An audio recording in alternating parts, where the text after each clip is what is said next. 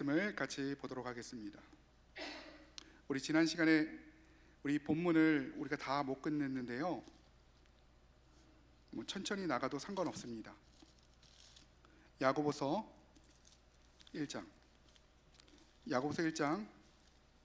23절부터 27절까지 말씀입니다.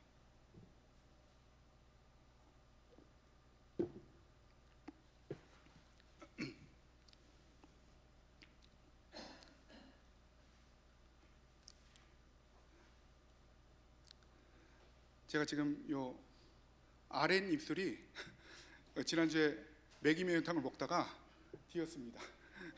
여러분, 그래서 좀 발음이 좀 이상할 수 있는데요, 여러분 감안해 주시고 오늘 말씀의 은혜 가운데 제 입술을 보지 마시고 하나님의 얼굴을 보는 여러분이 되시기를 주님의 이름으로 축원합니다. 우리 늦게 오신 분들도 자리에 앉아 주시고 야고보서 1장 23절부터 27절 신약 371면입니다. 자, 이제 하나님의 말씀을 받들어 읽을 때 살아계신 하나님의 음성을 듣는 저와 여러분이 되시기를 주님의 이름으로 축원합니다. 주님의 이름으로 축원합니다. 우리 받들어 읽도록 하겠습니다. 우리 23절부터 시작. 누구든지 말씀을 듣고 행하지 아니하면 그는 거울로 제 자신을 보고 가서 그 모습이 어떠했는지를 곧 잊어버리거니와 자유롭게 하는 온전한 율법을 들여다보고 있는 자는 듣고 잊어버리는 자가 아니요 실천하는 자니 이 사람은 그 행하는 일에 26절 27절 크게 같이 읽습니다. 시작. 누구든지 스스로 경건하다 생각하며 자기 혀를 재갈 물리지 아니하고 자기 마음을 속이면 이 사람의 경건은 하나님 아버지 앞에서 정결하고 더러움이 없는 경건은 곧 고아와 과부를 그 환난 중에 돌보고 또 자기를 지켜 쇠 속에 물들지. 자, 우리 27절 말씀 다시 한번 크게 읽습니다. 시작. 하나님 아버지 앞에서 정결하고 더러움이 없는 경건은 곧 고아와 과부를 그 환난 중에 돌보고 또 자기를 지켜 쇠 속에 물들지 아니하는 그것이니라. 자, 우리 하나님 말씀 우리가 듣기 전에 우리 시간에 기도하고 나가실 때 하나님 우리 1분간만 같이 기도하실 때 오늘 나에게 합당한 은혜를 허락하여 주시옵소서. 오늘 나에게 하고자 하는 그 말씀을 나에게 들려주시옵소서. 옆 사람에게 하시는 말씀이 아니라 오늘 그 말씀이 나에게 하는 말씀임을 깨닫게 하여 주시옵소서. 우리 주여 세 번에 치고 같이 기도합니다. 주여 주여 주여. 살아계신 아버지 하나님 감사합니다. 오늘 이 말씀이 하나님 우리의 말씀이 되기 원합니다. 오늘 이 말씀이 하나님의 말씀이 되기 원합니다. 오늘 이 말씀이 온전히 하나님 역사하는 그런 말씀이 되기 원합니다. 하나님께서 역사하시는 그 현장이 되기 원합니다. 하나님께서 돌보시는 그 역사 현장이 되기 원합니다. 하나님께서 인도하시는 그 장소가 되기 원합니다. 하나님의 역사를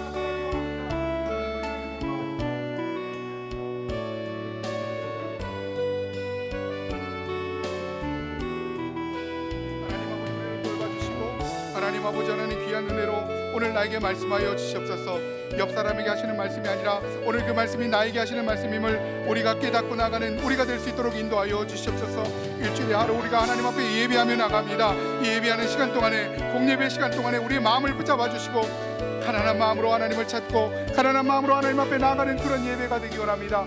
가난한 마음으로 하나님의 영광과 임재 앞에 나가기 원합니다. 하나님의 역사를 꿈꾸며 나가기 원합니다. 성령 아버지 우리를 도와주시옵소서. 성령의 바람이 하나님 이 자리 가운데 넘쳐나기 원합니다. 우리가 작은 숫자가 모였지만 하나님의 이름을 향해 나가는 거룩한 주의 백성 될 수 있도록 아버지 하나님 역사하여 주시옵소서. 오늘 예배를 통해서 말씀을 통해서 하나님의 임재를 꿈꾸며 나가는 주의 백성들 되기 원하오니 하나님 우리를 도와주시옵소서. 거룩한 주의 능력으로 하나님 인도하여 주시옵소서.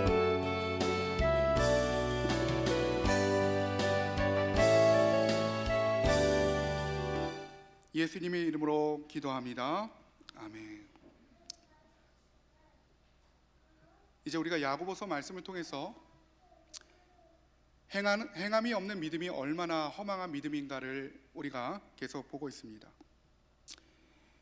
여러분, 미국에 윈체스터라는 사람이 있습니다. 이 사람은 자신의 이름을 딴 총을 만들어서 엄청난 부를 축적하게 되었던 것입니다. 그런데 갑자기 이 기이한 사고로 이 윈체스터와 아들이 함께 세상을 떠나게 되었던 것입니다. 이제 홀로 남은 이 윈체스터 부인은 막대한 유산을 물려받게 됩니다.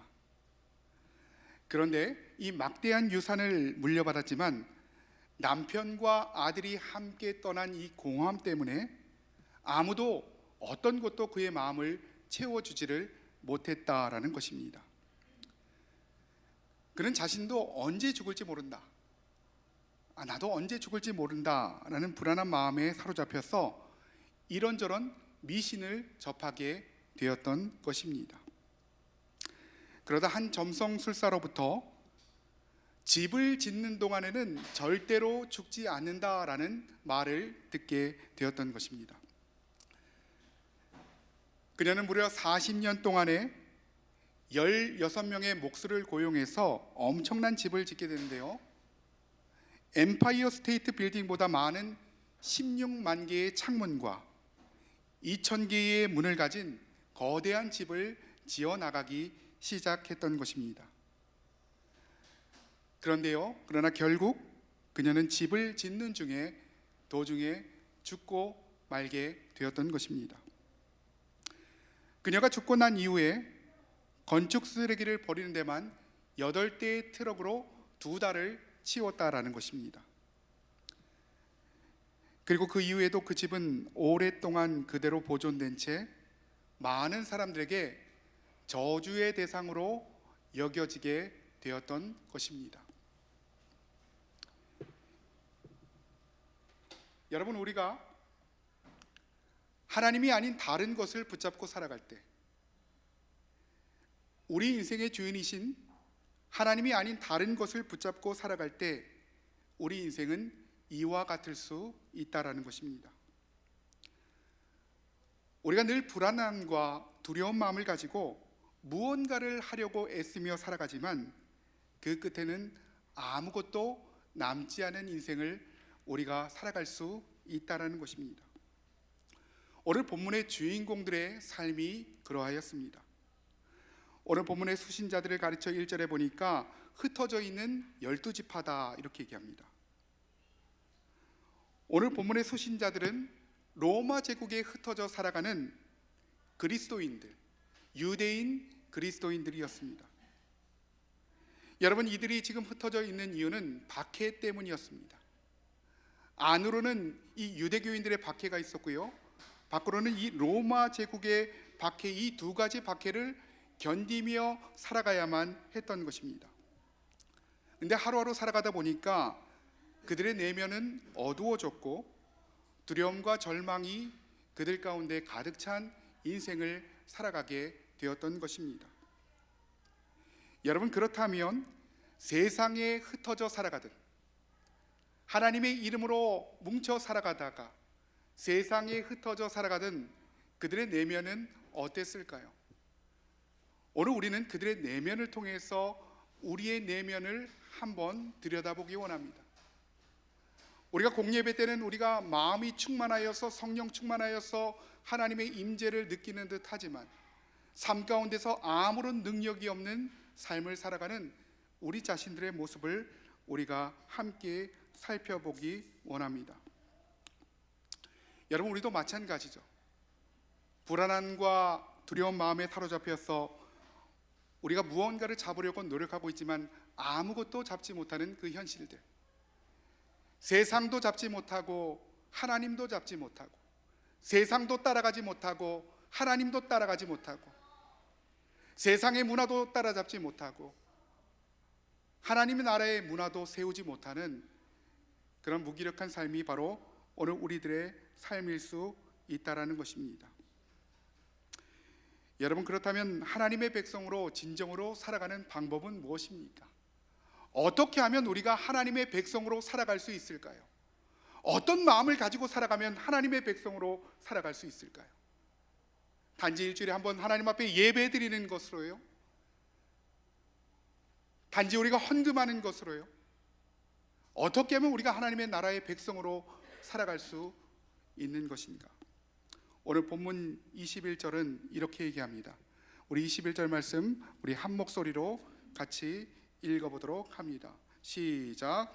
그러므로 모든 더러운 것과 넘치는 악을 내버리고 너희 영혼을 능히 구원할 바 마음에 심어진 말씀을 온유함으로 받으라. 먼저 모든 더러운 것과 넘치는 악이 우리 가운데 있다는 것입니다. 우리가 하나님의 백성으로 살아가지 못하는 이유는 모든 더러운 것과 넘치는 악이 내 안에 존재하고 있다는 것입니다. 하나님의 형상을 잃어버린 사람들에게는 타락한 형상이 존재하기 마련입니다. 바로 모든 넘치는 악과 더러운 것들이 우리들의 마음속에서 나오기 때문에 우리가 하나님을 진정으로 따라가지 못한다라고 그렇게 얘기하고 있는 것입니다. 여러분, 그렇다면 우리에게 필요한 것은 무엇일까요? 그것은 바로 지속적인 버림입니다. 뭐라고요? 지속적인 버림입니다. 삶의 매 순간마다 우리를 유혹하는 우리 마음 가운데 있는 넘치는 악들을 십자가에 못 박으며 우리는 살아가야만 한다는 것입니다. 여러분, 그런데 더 중요한 것은 우리 마음 가운데서 넘치는 악을 비워냈다면, 내 마음 가운데서 넘치는 악을 비워냈다라면 그 빈 공간을 십자가의 능력으로 채워 나가야만 한다는 것입니다. 오늘 본문 21절은 이렇게 얘기하죠. 마음에 심긴 말씀을 온유함으로 받으라.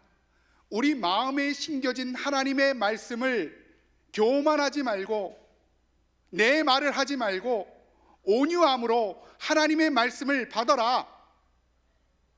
내가 잘났다고 우기지 말고 하나님의 말씀을 온유함으로 받으라 라고 그렇게 얘기하고 있는 것입니다.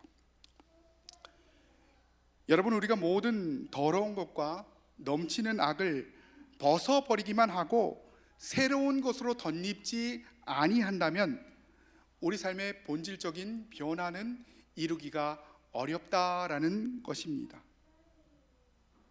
오늘 본문 21절을 보면은 이 마음에 심긴 말씀, 우리 마음 가운데 심겨진 하나님의 말씀, 내가 심어놓은 것이 아니라 하나님이 심어놓은 그 말씀이 우리 영혼을 능히 구원할 수 있다라고 그렇게 얘기하고 있는 것입니다. 여러분, 우리 마음에 심겨진 그 말씀은 무엇일까요? 그것은 우리가 지난번에 말씀드린 대로 바로 십자가의 복음입니다. 나의 죄를 위해서, 아무런 가망이 없는 나의 죄를 위해서, 내가 봐도 가망이 없는 나의 죄를 위해서 늘 실수하며 내 마음대로 내 뜻대로 인생을 살아가고 있는 나의 죄를 위해서 하나님의 아들이 이 땅 가운데 내려와 목숨을 버리신 그 십자가의 복음으로 우리가 살아가라라고 그렇게 얘기하고 있는 것입니다. 여러분, 어차피 우리는 우리의 능력으로 세상을 살아갈 수 없습니다. 내 능력으로 하나님을 따라갈 힘과 능력이 없다는 거예요. 죄를 짓지 말아야지 하면서 어느샌가 죄를 짓고 있는 우리 자신들의 모습을 우리가 보게 된다는 것입니다. 그래서 우리에게 필요한 것이 바로 십자가의 능력인 것입니다. 오늘 야고보 장로는 복음이란 표현을 자유롭게 하는 온전한 율법이다라고 그렇게 얘기하고 있습니다. 오늘 본문 25절 말씀을 우리 같이 한번 읽어보도록 합니다. 우리 한 목소리로, 큰 목소리로 같이 읽어보도록 하겠습니다. 시작. 자유롭게 하는 온전한 율법을 들여다보고 있는 자는 듣고 잊어버리는 자가 아니요 실천하는 자니 이 사람은 그 행하는 일에 복을 받으리라. 여러분, 본문 23절과 25절을 한번 비교해 보기 원합니다. 여러분, 23절에 보면은 청동으로 만든 뿌연 거울로 자신의 모습을 보는 것이다 라고 제가 설명을 드렸습니다. 그거와 반대로 온전하게 투명한 거울로 자신의 모습을 보는 것을 25절은 얘기하고 있다는 것입니다. 여러분, 이것이 바로 율법과 복음의 차이입니다. 여러분, 율법의 기능이 무엇일까요? 하나님이 이스라엘 백성들에게 율법을 주셨는데 이 율법의 기능은 무엇입니까? 바로 우리 죄를 깨닫게 하는 것입니다. 내가 나의 능력으로 살아갈 수 없다는 것, 내가 나의 능력으로 죄를 이기며 살아갈 수 없다는 것, 내가 무능하다는 것, 나의 의지가 너무도 약하다는 것, 이것이 바로 율법의 기능이라면 이 복음의 기능은 우리를 죄에서 건져내는 기능을 하고 있다는 것입니다. 복음의 능력으로 우리 삶을 봤을 때, 복음의 능력으로 우리 삶을 비춰봤을 때 우리를 죄에서 건져내는 하나님의 능력이 우리 가운데 임하게 된다라는 것들을 보여주고 있는 것입니다. 그때 우리 삶은 어떻게 됩니까? 25절에 보니까 모든 행하는 일에 복을 받을 것이다, 모든 행하는 일에 복을 받을 것이다 라고 얘기하고 있는 것입니다. 시편 1편 3절은 이렇게 얘기합니다. 그는 시냇가에 심은 나무가 철을 따라 열매를 맺으며 그 잎사귀가 마르지 아니함 같으니 그가 하는 모든 일에 형통하리로다 라고 얘기하고 있습니다. 사랑하는 성도 여러분, 여러분의 삶을 축복합니다. 하나님과의 온전한 관계 가운데 형통함의 은혜가 오늘 여러분의 삶 가운데 임하기를 주님의 이름으로 축원합니다. 주님의 이름으로 축원합니다. 여러분, 그렇다면 구체적으로 구원받은 자가, 우리가 만약에 구원을 받았다라면, 우리가 만약에 우리 마음 가운데 말씀이 심겨져 있다라면, 그 말씀이 작동하는 자라면 우리가 마땅히 지녀야 될 경건의 모습을 세 가지로 얘기하고 있습니다. 오늘 이 세 가지는요, 예수님의 부탁이 아니라 바로 명령인 것입니다. 어떤 명령을 주셨을까요? 우리 삶 가운데 어떤 명령을 주셨는지를 우리가 차례차례 따라가 보기 원합니다. 오늘 본문 26절을 보면 우리가 신앙생활을 하면서 믿음에 대해서 착각할 수 있음을 경고하고 있다는 것입니다. 아, 나는 잘 믿고 있어, 나는 교회 잘 나가고 있어, 나는 봉사하고 있어. 그렇지만 별로 하나님과 상관없는 인생을 살아갈 수 있다라는 것들을 경고하고 있는 것입니다. 우리 26절 말씀 우리 큰 목소리로 같이 한번 읽어보도록 합니다. 시작. 누구든지 스스로 경건하다 생각하며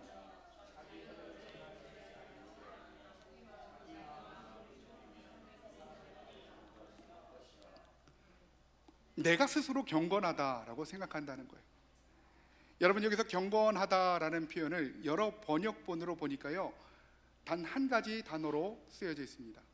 religious, 종교적이다, 종교적이다라고 그렇게 얘기하고 있는 것입니다. 우리가 종교적이지만, 우리가 종교를 믿지만 하나님 안에 거하지 못할 때 우리의 모든 경건은 헛되다. 내가 예배당에 나가서 예배를 드리지만 내가 하나님 아버지를 아버지로 모시지 못하고 살아갈 때, 우리가 그저 종교적으로 하나님을 믿으며 살아갈 때 우리의 모든 경건은 헛되다라는 것들을 보여주고 있는 것입니다. 오늘 본문은 스스로 경건하다 생각하지만 결코 경건하지 못한 사람들의 행동을 언급하고 있습니다. 어떻게 언급하고 있습니까? 뭐라고 얘기하고 있습니까? 자기 혀를 재갈 물리지 아니한다. 내 혀를 재갈 물리지 아니한다. 여러분, 재갈이 무엇입니까? 이 재갈이란 말을 탄 주인의 뜻에 따라서 멈추기도 하고 앞으로 나가기도 하는 것, 그래서 입에 물리고 있는 것을 얘기합니다.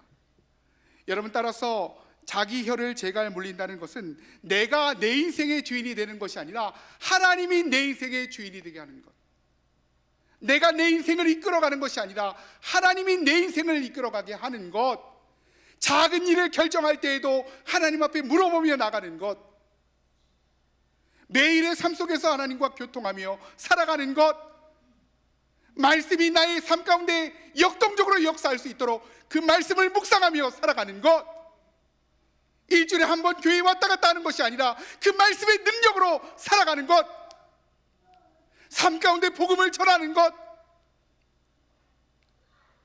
내가 나의 인생의 주인이 되는 것이 아니라 하나님이 나의 인생의 주인이 되어 주시옵소서. 오늘 이런 고백이 우리 가운데 필요하다는 것입니다. 오늘 본문은 이런 사람들을 가르쳐 자기 마음을 속이는 것이다. 나는 교회에 잘 나가고 있어. 나는 헌금을 많이 하고 있어. 자기 마음을 속이는 것이다. 그렇게 얘기하고 있다는 것입니다. 여러분, 우리가 흔히 할 수 있는 잘못은 바로 스스로 공로주의에 빠진다는 것입니다. 내가 예배에 빠지지 않고 정기적으로 헌금을 드리고 직분을 맡고 교회에 봉사하고 있다면 하나님과의 관계가 어느 정도 되었다, 나는 천국에 들어갈 수 있다, 그렇게 착각하기가 쉽다는 것입니다. 어떤 분은 이 정도도 되지 않아서 그저 인간적인 관계에 이끌려서 교회에 왔다 갔다 하는 분도 있습니다. 그러면서 이렇게 얘기하죠. 내가 한번 나가준다. 내가 한번 좀 나가주지. 내가 헌금해 준다. 이렇게 생각하시는 분도 있다는 것입니다. 그래서 오늘 본문은 자기 혀를 제갈 물리며 우리가 살아야 되고, 만약에 그렇지 못하다면 그는 자신을 속일 뿐만 아니라 하나님과의 관계에서도 텅 비어 있는 인생을 살아갈 수 있다, 그렇게 얘기하고 있는 것입니다. 여러분, 그 이유가 무엇입니까? 그 이유는 바로 21절에 나와 있는데요, 우리 21절을 우리가 한 목소리로 같이 한번 읽어보도록 합니다. 우리 21절 말씀 시작. 그러므로 모든 더러운 것과 넘치는 너희 영혼을 능히 구원할 마음에 심어진 말씀을 온유함으로 받아라. 하나님의 자녀라면 그 말씀이 내 마음 가운데 심겨져 있고 그 말씀이 내 마음 가운데서 역동적으로 역사하기 때문에 우리가 하나님의 뜻에 따라 살아갈 수밖에 없다라는 것입니다. 내 안에 성령께서 계속 말씀하시기 때문에 우리가 하나님의 뜻대로 움직이며 살아갈 수밖에 없다라는 것입니다. 그런데 여전히 우리는 우리의 모든 혀와 우리의 모든 행동을 분노와 탐욕에 맡기며 살아가고 있다는 것입니다. 여러분, 우리가 신앙생활을 하지만 우리가 말을 통제하지 못한다면 하나님과 상관없는 인생을 살아갈 수 있다라는 것들을 오늘 본문이 우리 가운데 경고해주고 있다는 것입니다. 이 모든 종교적인 경건이 바로 헛것이다. 여러분, 여기서 헛된 것이다 라는 것은 텅 비어 있다라는 표현입니다. 즉, 있어야 될 내용물이 그 안에 있지 못하고 아무것도 내 안에 남아있지 않은 상태를 얘기하고 있다는 것입니다. 어떤 신학자는 이렇게 표현했죠.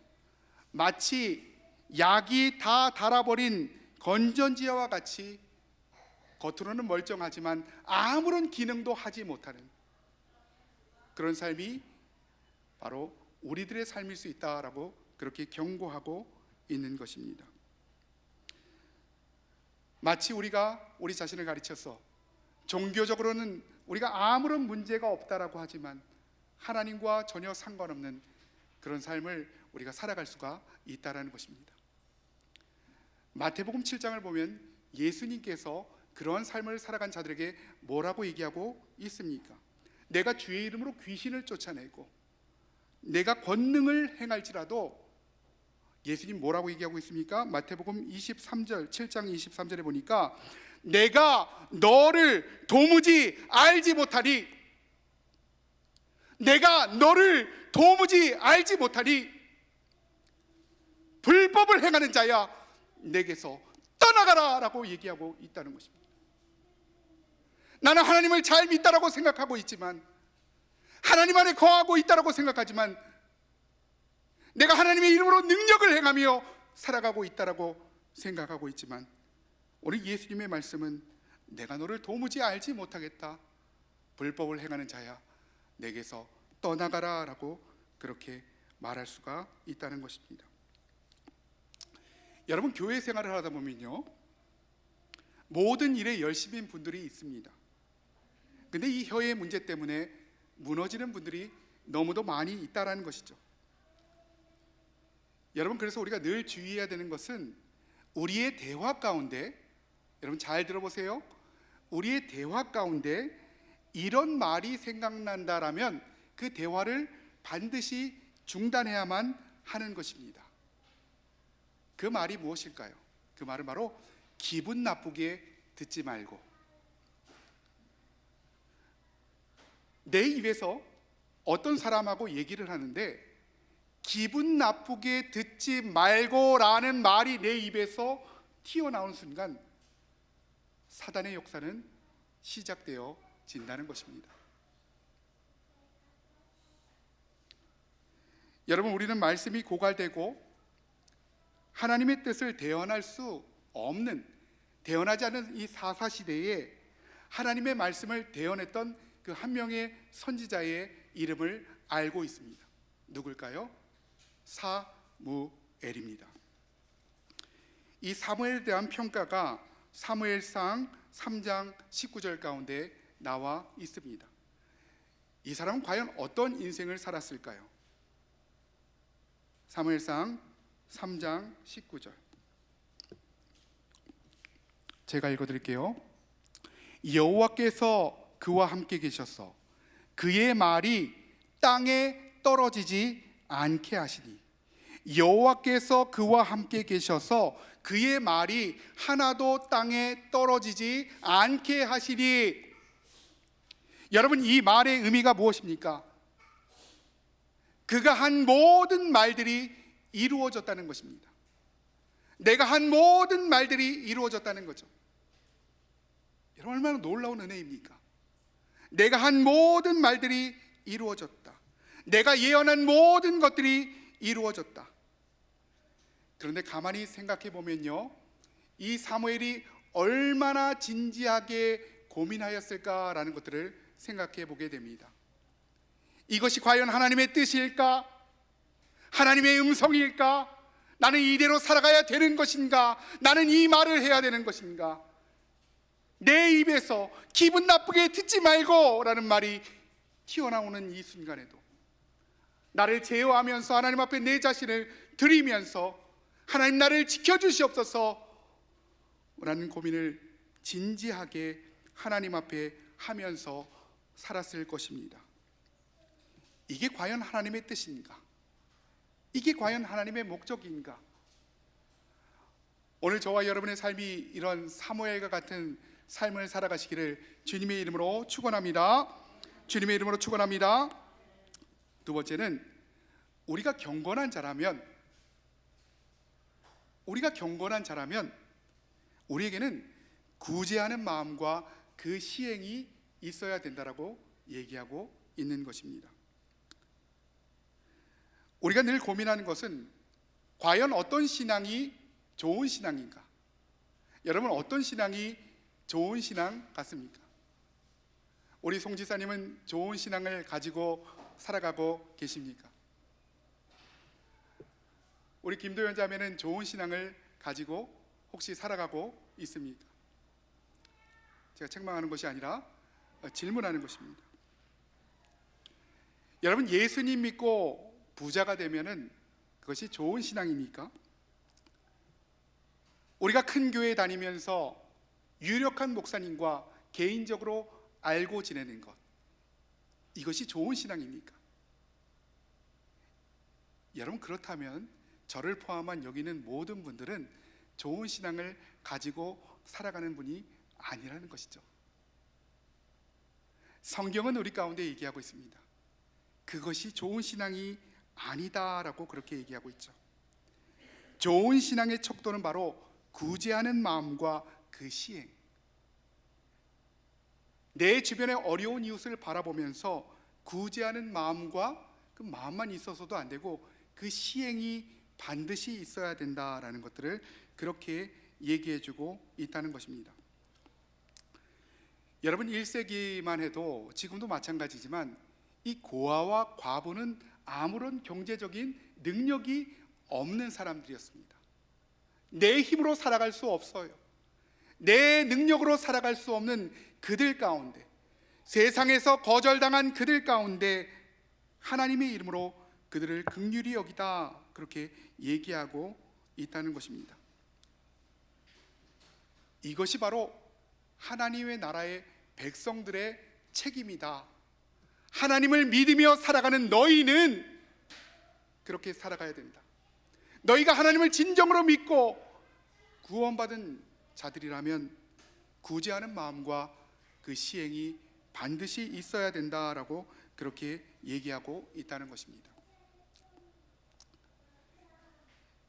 여러분, 아쉽게도 지난 반세기 동안 한국 교회는 급성장을 하였습니다. 수많은 대형 교회들이 많이 생겼던 것이죠.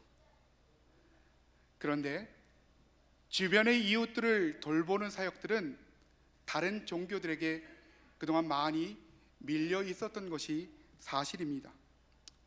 여러분, 교회가 커지면 커질수록 건물을 유지해야만 하는 것입니다.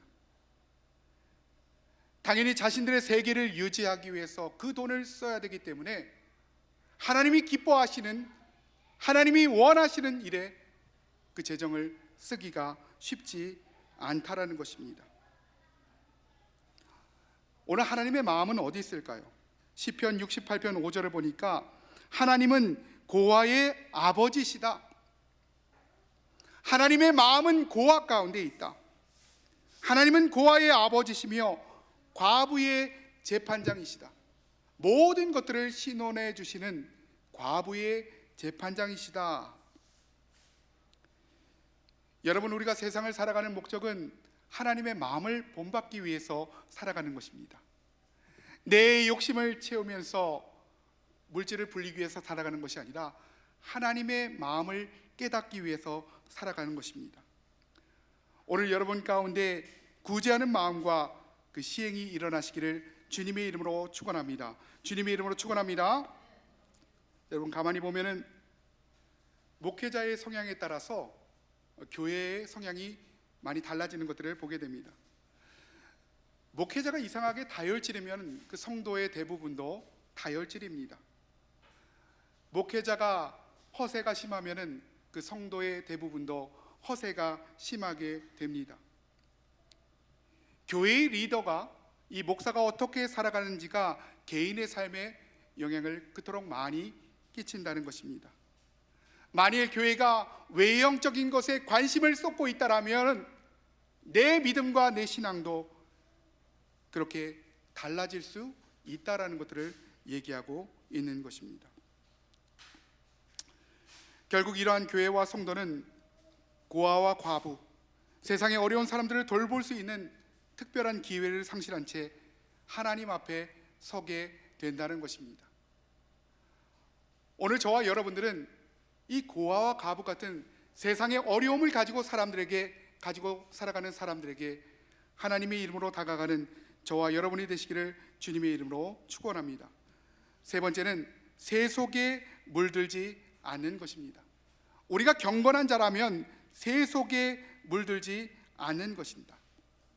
여러분, 새 속에 물들지 않는다라는 표현은 어떤 뜻입니까?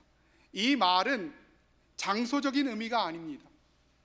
세상과 교회를 양분시켜 놓고 나는 세상으로 절대 나가지 않아, 나는 교회에만 있을 거야, 교회 안에 있으면 무조건 거룩해, 나는 하나님만 바라볼 거야, 이렇게 살아가는 것이 아니다라고 얘기하고 있다는 것입니다. 장소적인 개념이 아니라 바로 주권적인 개념이라는 것이죠. 세상 가운데서도, 일터 가운데서도 우리는 반드시 거룩하게 살아갈 수가 있다는 것입니다. 하나님의 나라를, 하나님께서 통치하신 그 나라가 우리 일터 가운데 세워질 수 있다라는 것입니다. 반대로 교회에서도 하나님과 하나님의 뜻과 상관없는 그런 삶을 살아갈 수 있고 저주받은 인생을 살아갈 수 있다라는 것들을 바로 얘기하고 있는 것입니다. 오늘 본문 27절은 우리가 세속에 물들지 않을 수 있는 방법으로 우리를 지키는 것이다. 우리를 지키며 살아갈 때 우리가 세속에 물들지 않을 수 있다. 세상의 모든 가치와 사고방식이 나를 주관하지 않도록 우리를 지키며 살아가는 것, 그렇게 살아갈 때 우리가 경건하게 살아갈 수 있다. 여러분, 피할 수 있다라면 그 자리를 피해야만 하는 것입니다. 그리고 믿음의 사람들과 여러분 대부분의 시간을 함께 해야만 하는 것입니다. 가장 중요한 것은 21절의 말씀처럼 하나님의 말씀으로 우리 자신을 매일매일 씻어내야만 한다는 것입니다. 더러움으로 가득 찬 내 마음을 하나님의 말씀으로 매일매일 씻어내야만 한다라고 그렇게 얘기하고 있는 것입니다. 여러분, 서두에 말씀드린 것처럼 우리는 그렇게 살아갈 능력이 없는 자들입니다. 내 능력과 힘으로는 도저히 하나님의 뜻대로, 하나님의 방법대로 하나님의 나라를 세우면서 살아갈 수가 없다라는 것입니다. 그래서 우리는 십자가의 능력, 하나님의 사랑이 우리 가운데 필요한 것입니다. 오늘 흩어져 살아가는 이 12지파에게 하나님이 그렇게 말씀하셨던 것입니다. 여러분, 혹시 개그맨 중에 최홍림이라는 사람을 알고 계십니까? 이 최홍림이란 이 사람이 어떤 프로그램에 나와서 이렇게 얘기를 했습니다. 정말 굉장히 인기가 많다가 서서히 인기가 줄어들기 시작합니다. 일자리가 없으니까 백수가 되었고 결국 그 마음을 달래기 위해서 도박에 빠지게 되었다는 것이죠. 여러분, 도박이 무서운 건 절대로 멈출 수가 없다라는 것입니다. 나에게 조금만 돈이 생기면 도박을 하고 달려가게 된다는 것입니다. 최홍님은 가지고 있던 모든 돈을 다 쓰게 되었고 빚까지도 지게 되었습니다. 그리고 모든 돈을 다 탕진하게 되자 이제 아버지의 집으로 들어가게 되었던 것입니다. 아버지의 집으로 들어갔는데 아버지가 나 잠깐 나갔다 올게 하고 나갔는데 식탁 위에 지갑이 올려져 있던 거예요. 어떻게 했을까요? 그 지갑을 보니까 그 지갑 안에 수표가 두둑히 들어져 있었습니다. 최용님의 마음 가운데 이런 생각이 들었죠. 아, 됐다! 이거다! 이 돈이면 살아날 수 있다! 잡았다! 이런 생각이 들었습니다. 이 돈이면 내가 지금까지 잃었던 돈을 다 딸 수 있다라는 확신이 들게 되었던 것입니다. 그리고 그 돈을 가지고 도박장으로 가게 되었습니다. 그리고 평소보다 더 열심히 그날은 도박을 하였던 것입니다. 근데 그때 누나로부터 전화가 오게 되죠. 사실 이 돈은 어떤 돈이냐면 아버지가 사업에 실패하고 난 이후에 재기하기 위해서 모아둔 돈이었던 것입니다.